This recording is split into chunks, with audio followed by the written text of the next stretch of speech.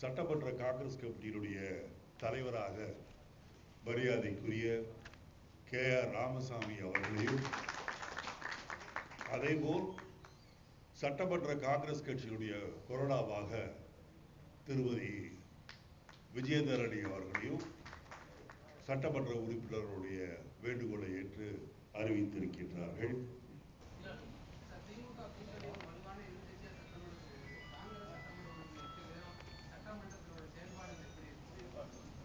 நாங்கள் ஒரு ஆக்கப்பூர்வமான எதிர்க்கட்சியாக செயல்படுவோம்.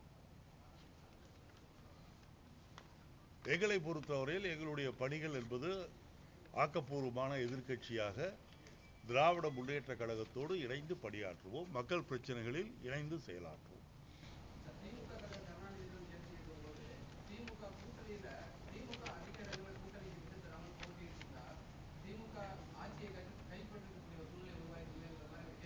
அதே மரியாதைக்குரிய டாக்டர் கலைஞர் அவர்கள் தான் சொல்லி இருக்கின்றார்கள்.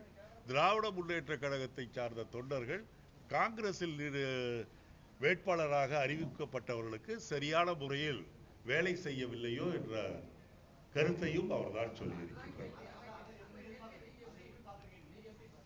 அதாவது நீங்கள் தேர்தலில் ஒரு தோல்வி ஏற்பட்ட பிறகு பலவிதமான விமர்சனங்கள் வரத்தான் செய்யும்.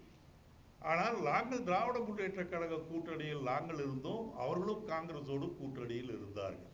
ஆகவே சொல்லப்படுகின்ற கருத்துக்களுக்கு இரண்டு கட்சிகளும் தான் பொறுப்பாக வேண்டுமே ஒழிய ஒருவரை ஒருவர் குற்றம் சொல்லிக் கொண்டிருப்பது என்பது சரியாக இருக்காது.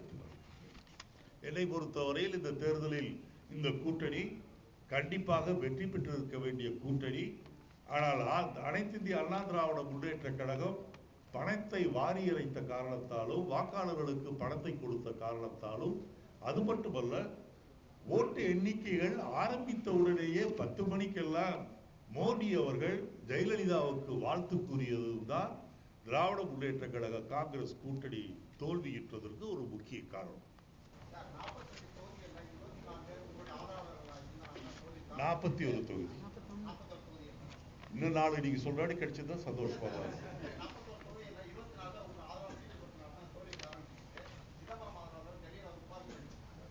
நீங்க சிதம்பரம் ஆதரவாளர்கள், இளங்கோவன் ஆதரவாளர்கள் அதெல்லாம் கிடையாதுங்க. போட்டியிட்ட 41 பேரும் காங்கிரஸ் வேட்பாளர்கள். நல்ல முறையில் அவர்களுக்கு ஏற்ற முறையில் அவர்கள் பணியாற்றினார்கள். இருந்தாலும் நாங்கள் எதிர்பார்த்த எண்ணிக்கை எங்களுக்கு கிடைக்கவில்லை என்பது உண்மைதான்.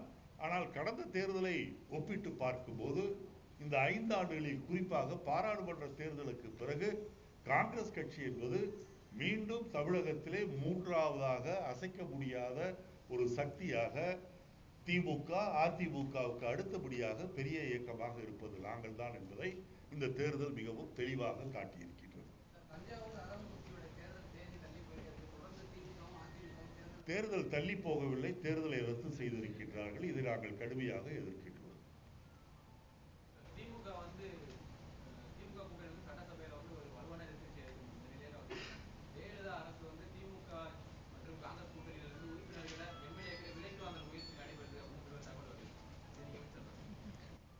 என்னென்னமோ தகவல்கள் வரலாம். எங்களை பொறுத்தவரையில் எங்கள் கட்சியை சார்ந்தவர்கள் உண்மையான தேசியவாதிகள்.